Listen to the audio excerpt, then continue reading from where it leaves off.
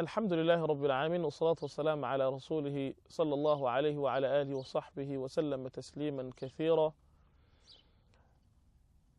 Chers frères, chères sœurs, assalamu alaikum wa rahmatullahi ta'ala wa barakatuh. Nous nous retrouvons dans notre rendez-vous de la miséricorde, Maw'iduna ma'ar rahma, et nous allons aujourd'hui parler de la miséricorde que l'islam exige que nous ayons à l'endroit de nos amis. L'ami est celui dont on attend tout le bien du monde. L'ami est celui dont on attend l'éloge. L'ami est celui sur qui on dit vouloir compter ou pouvoir compter. L'ami est enfin celui dont on ne veut jamais avoir l'idée que l'on puisse un jour être déçu par l'ami. Eh bien, cet ami, on lui en fait porter beaucoup. Cet ami est quelqu'un comme nous qui, à un moment donné, peut, par mégarde ou pour s'être trompé, nous faire du tort ou manquer comment dire, à certaines de ses obligations à notre endroit. Eh bien, la miséricorde à l'endroit de l'ami, nous allons la développer sous 2 à 3 angles principalement. Le premier de ces angles est la miséricorde que nous devons avoir à l'endroit de l'ami quant à la notion de pardon. Il faut savoir pardonner à l'ami. Il faut savoir lui trouver des excuses à l'ami. Car ne déçoit personne que Allah subhanahu wa ta'ala. Seul Allah ne déçoit personne. Nous tous, d'une façon ou d'une autre, en tant qu'humains, pouvons avoir déçu ou nous décevons au quotidien, aussi bien nos familles que nos collègues de travail, d'une façon ou d'une autre. Il nous arrive de faire du tort sans le vouloir. Eh bien, lorsque cela arrive, la miséricorde se décline ici sous la forme du pardon, sous la forme de l'esprit ouvert, de toujours se dire, mais finalement, c'est parce que il n'a pas voulu faire ainsi ou il n'a pas fait exprès. Trouver des excuses, accepter le pardon. Le prophète sallallahu alayhi wa sallam nous dit que celui qui pardonne à son frère parce qu'il lui a fait quelque chose, eh bien un tort, Allah subhanahu wa ta'ala lui pardonne tous ses péchés. Et une règle même s'est établie, Man arada an ya'fwa anhu Allah falya'fu anin nas. Celui qui veut que Allah lui pardonne, qu'il sache faire preuve de pardon à l'endroit des gens. Donc l'ami est celui en direction de qui notre pardon doit continuellement être adressé. Car voyez-vous, l'ami est celui avec qui on vit au quotidien. Et de même qu'il arrive que nous nous fassions mal, nous nous marchions dessus sans faire exprès et que l'on tombe, de même l'ami, parce qu'il vit avec nous, parce qu'il est à nos côtés, quelque chose naturellement va venir de lui qui nous déplaira. La plus grande preuve de miséricorde à cet endroit sera de lui pardonner et de lui trouver une excuse. Un hadith du prophète sallallahu alayhi wa sallam nous rapporte que sab'atun yudhilluhum Allahu yawma la dhilla illa dhilluh.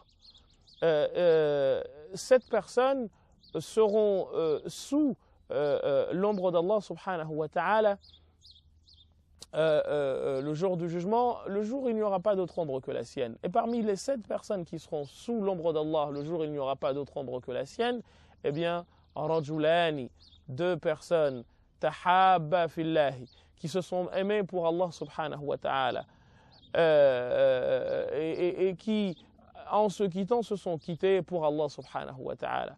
Un autre hadith du prophète sallallahu alayhi wa sallam nous dit, thalathatun man kunna fihi wajada halawat al-iman. toute personne qui a ces trois choses, comme le dit le prophète sallam, il existe trois choses qui, si elles existent en une personne, eh bien la personne goûte à la saveur de la foi. An yakuna Allahu wa rasuluhu ahabba ilayhi mimma siwahuma wa an yuhibba al-mar'u la yuhibbu illa lillah.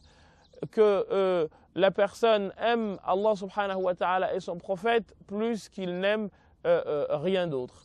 Et que l'on aime pour Allah subhanahu wa ta'ala et exclusivement pour Allah subhanahu wa ta'ala.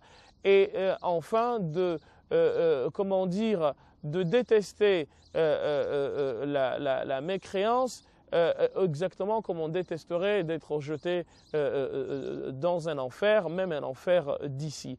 Il y a là, chers frères, chères sœurs, la preuve en effet que l'amour que nous devons avoir à l'endroit de l'ami, autrement il ne s'appellerait pas ami, eh bien se doit d'être sincère, et l'amour ne peut être sincère que quand on est en mesure de pardonner, que quand on est en mesure de trouver des excuses, car au fond, si nous ne trouvons pas d'excuses, eh bien c'est qu'au fond, dans notre amitié, nous avons un intérêt quelconque. Or, justement, le hadith que nous venons de citer nous dit que nous devons aimer seulement pour Allah subhanahu wa ta'ala, sans attendre un quelconque intérêt ni un quelconque retour. Il nous est demandé seulement d'aimer pour Allah subhanahu wa ta'ala.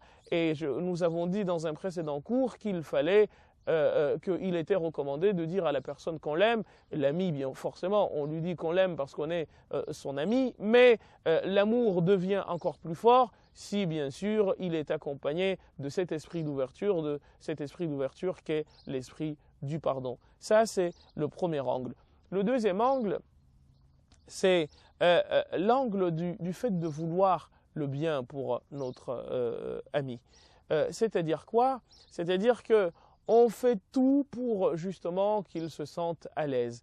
On fait tout pour que cet ami ne manque de rien.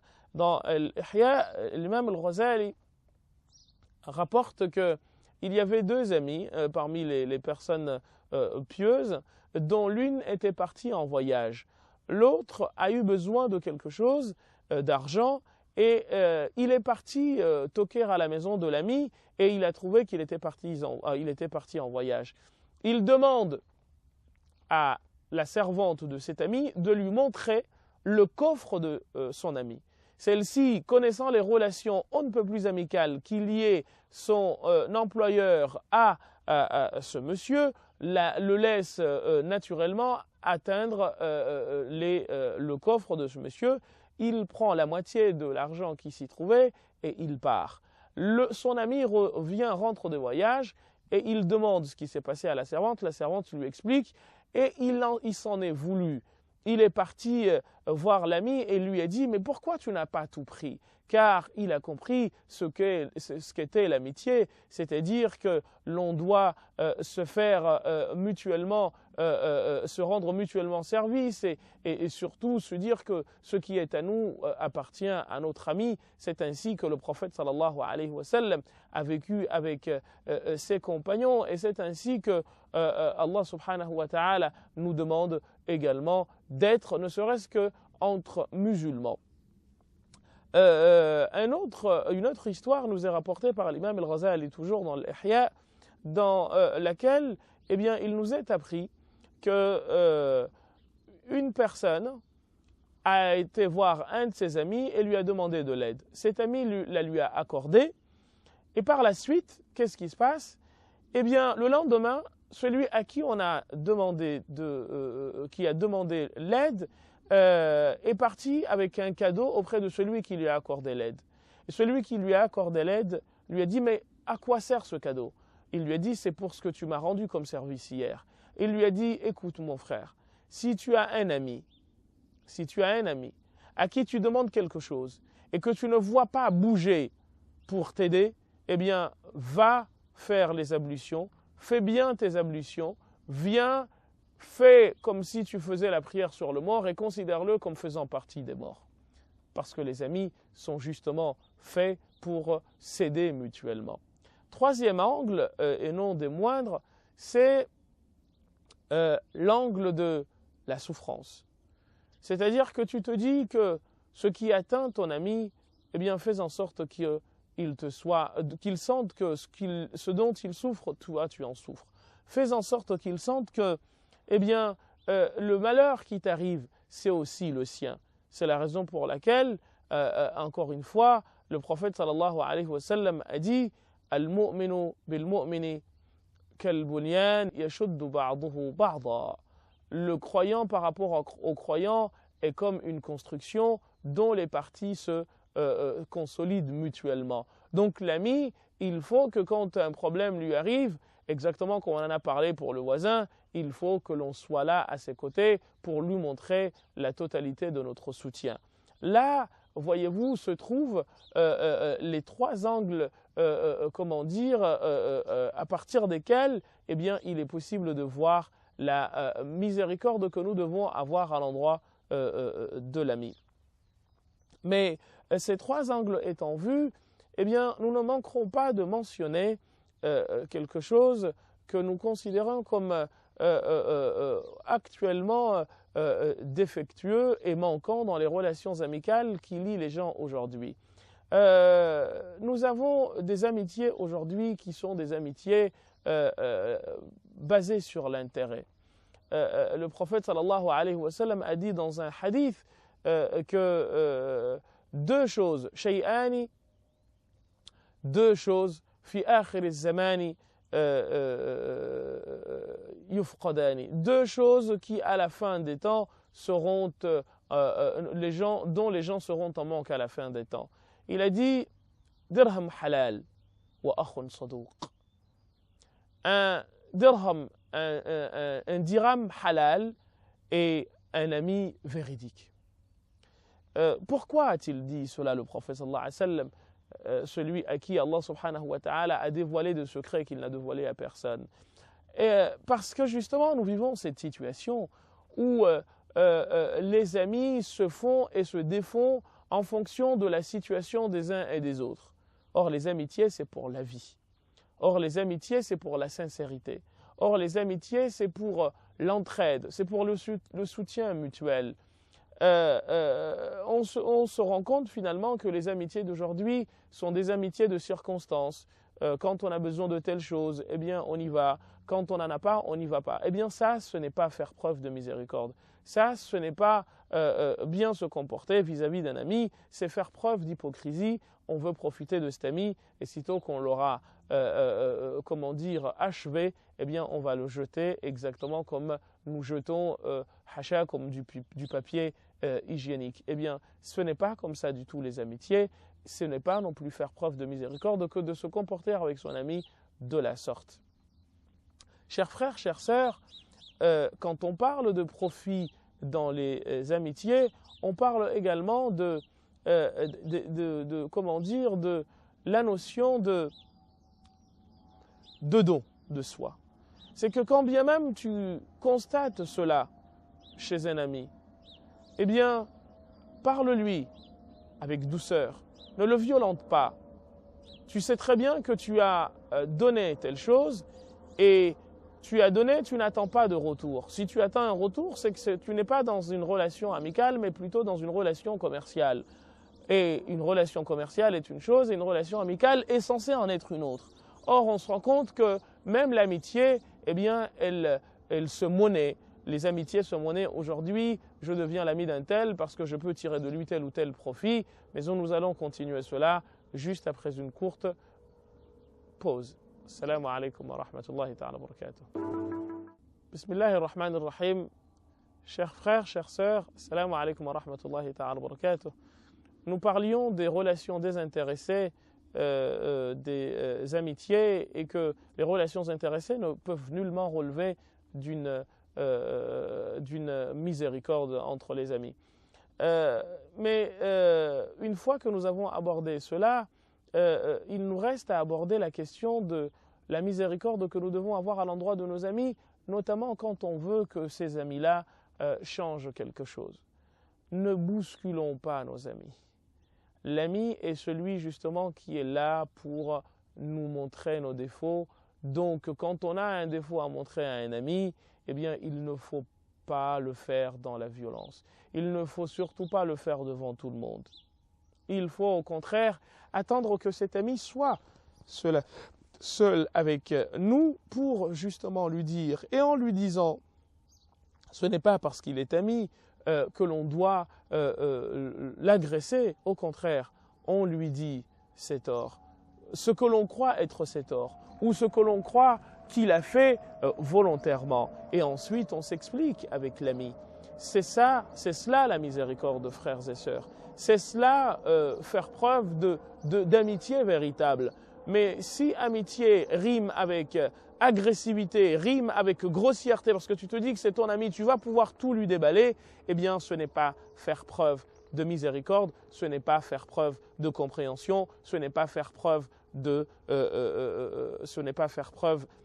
d'ouverture, ce n'est pas faire preuve d'amitié purement et simplement. C'est au contraire faire preuve d'hypocrisie, parce que l'ami est celui dont tu veux, comment dire, que le comportement s'améliore. Et l'imam Shafi'i disait que le conseil qui est fait en public, c'est une forme de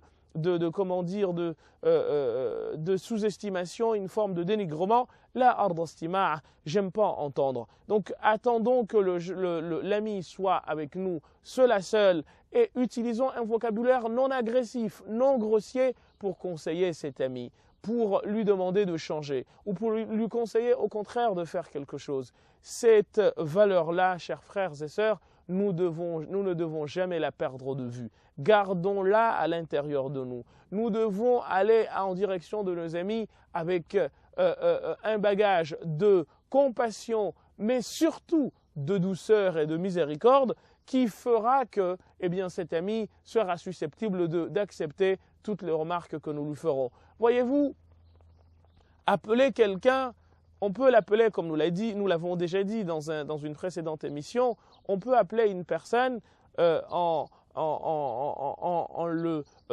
la grondant, ou on peut appeler une personne naturellement. Dire Mahmoud est une chose, et Mahmoud, comme si tu menaçais, c'en est une autre.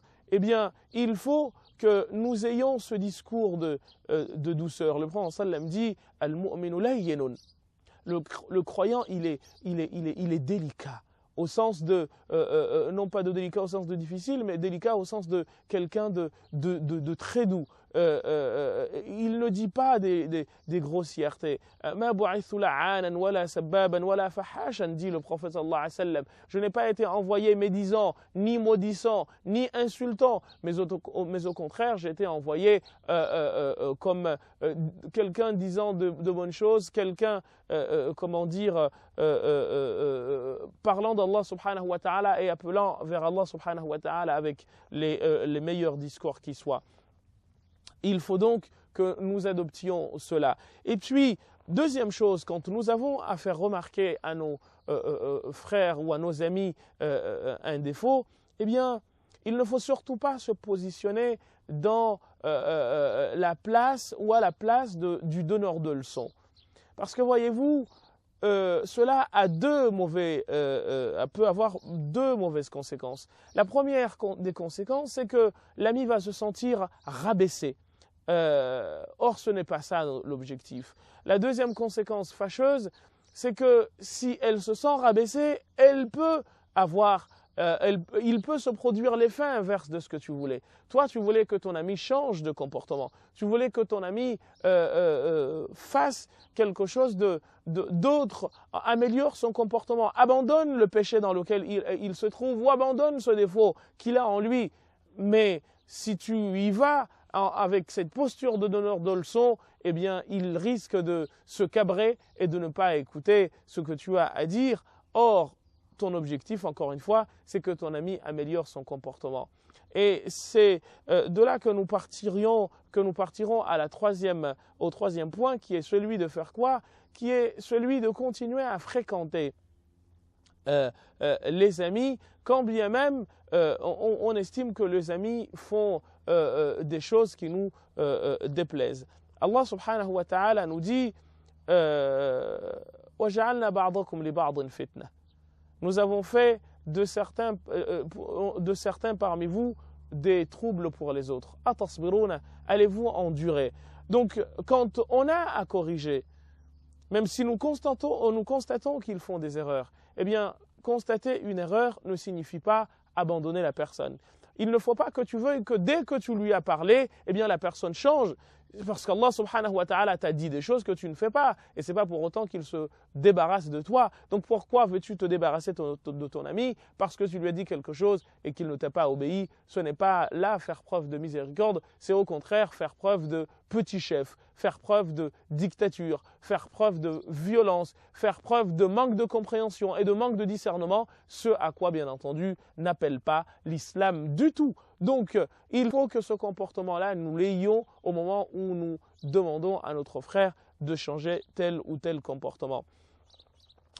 Autre chose, toujours dans l'idée du conseil, il faut en deuxième position, et c'est très très pédagogiquement important, lui faire comprendre que nous aussi, nous sommes susceptibles de nous trouver à sa place pour recevoir la même leçon et lui dire « mais j'ai besoin que toi aussi tu m'orientes, que tu sois mon guide » parce que le prophète sallam a dit « Al-mu'minu mir'atul mu'min » le croyant est la glace, le miroir du croyant. Quand il voit en lui des défauts, il les lui dit, mais encore une fois, dans des situations qui sont, j'ai envie de dire, acceptables, pas des situations repoussantes de violence où la personne a davantage envie qu'on la laisse tranquille plutôt que d'être dérangée par des choses qui peuvent être vraies, mais qui, parce que mal dites, eh bien, choquent, déshonorent et finissent par cabrer la personne. Donc c'est quelque chose de très important que de signaler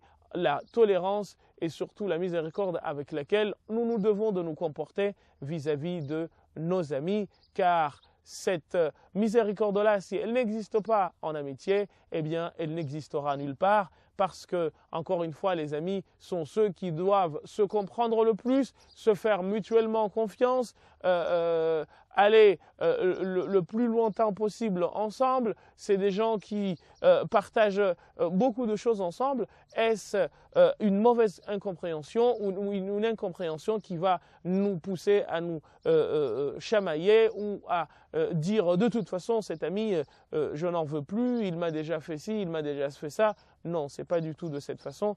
Il faut que toi aussi tu te dises, de même que tu veux qu'Allah te pardonne, il faut que tu pardonnes à ton enfant, à ton ami. Tu n'aimerais pas que quand tu fais une bêtise à un ami, eh bien l'ami ne te pardonne pas. Tu aimerais que l'ami te pardonne. Et c'est la raison pour laquelle le prophète sallam a dit « La yahillu lil mu'mini an yahjura akhahu fawqa thalatha » Il n'est pas demandé, il n'est pas autorisé que le croyant abandonne son frère au-delà de 3 jours.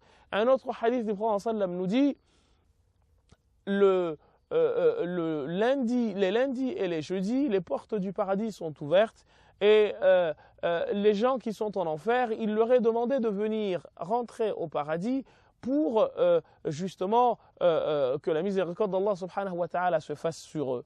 Eh bien, les gens vont se précipiter parmi ceux qui n'ont jamais associé quoi que ce soit à Allah subhanahu wa ta'ala et on verra des gens qui n'ont pas associé à Allah subhanahu wa ta'ala qui vont se précipiter comme tout le monde auprès des portes du paradis, mais celles-ci leur seront fermées.